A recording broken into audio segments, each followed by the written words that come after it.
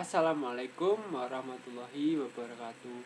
Halo teman-teman, selamat datang di channel saya. Di video kali ini kita akan membahas topik yang sangat relevan untuk kehidupan kita semua, yaitu bagaimana cara mencapai cita-cita dan kesuksesan dengan didukung motivasi. Kemudian bagaimana respon atau energi positif apa atau negatif yang bisa kita sebagai acuan untuk menjadikan motivasi. Kemudian ada analisis terkait permasalahan atau isu terkini mengenai Danantara Indonesia. Yuk kita simak sampai habis. Pertama, motivasi dan kesuksesan. Pertama, mari kita bahas mengenai motivasi. Motivasi merupakan semangat atau bahan bakar utama untuk mencapai tujuan dan cita-cita. Tanpa adanya motivasi, kita mudah menyerah ketika menghadapi suatu problematika atau tantangan yang dihadapi dalam kehidupan sehari-hari. Dalam perkuliahan, teori dan filsafat dan teori pendidikan, kita belajar bahwa motivasi bisa datang dari dalam diri atau intrinsik atau bahkan dari luar, yaitu ekstrinsik. Contohnya, motivasi intrinsik adalah keinginan kita atau merasa bangga dengan pencapaian diri sendiri. Sementara motivasi ekstrinsik bisa berupa dukungan dari keluarga atau teman, bahkan penghargaan seperti beasiswa atau pekerjaan impian. Kesuksesan sendiri bukan hanya tentang untuk mencapai tujuan, tapi juga proses bagaimana kita belajar dan berkembang. Jadi jangan pernah takut untuk gagal ya. Kemudian bagaimana sih pemilihan fokus energi positif dan negatif? Energi positif adalah ketika kita fokus pada solusi, peluang, dan hal-hal yang membangun motivasi atau membangun diri kita sendiri.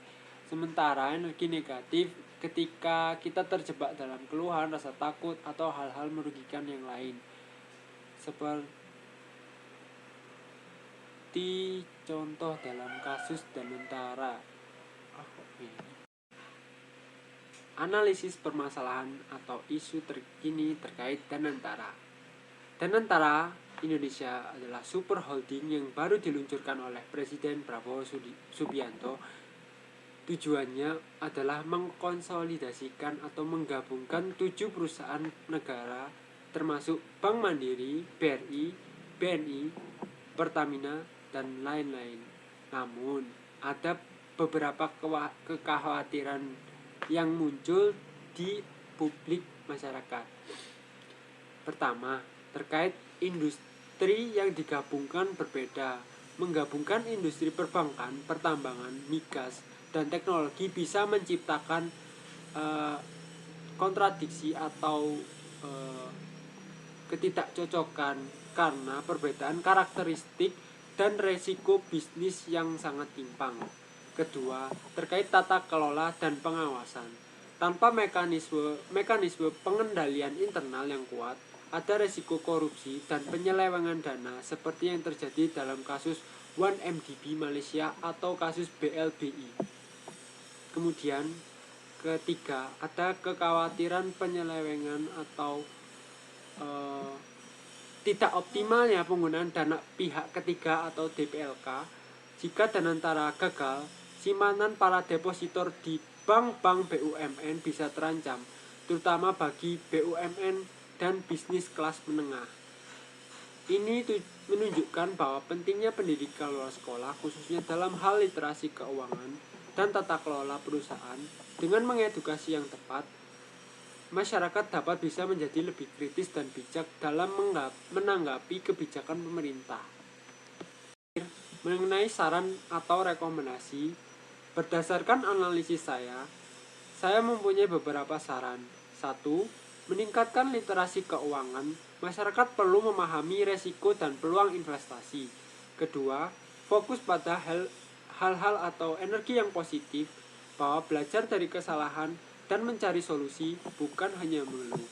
Ketiga, Perkuat tata kelola. Pemerintah harus memastikan transparansi dan akuntabilitas dalam pengelolaan dana negara sebagai tanggung jawab kepada masyarakat atau publik.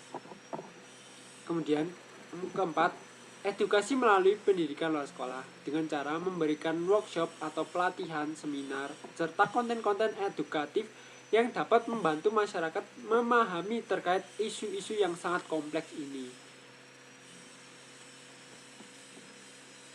Nah, sekian dari video saya.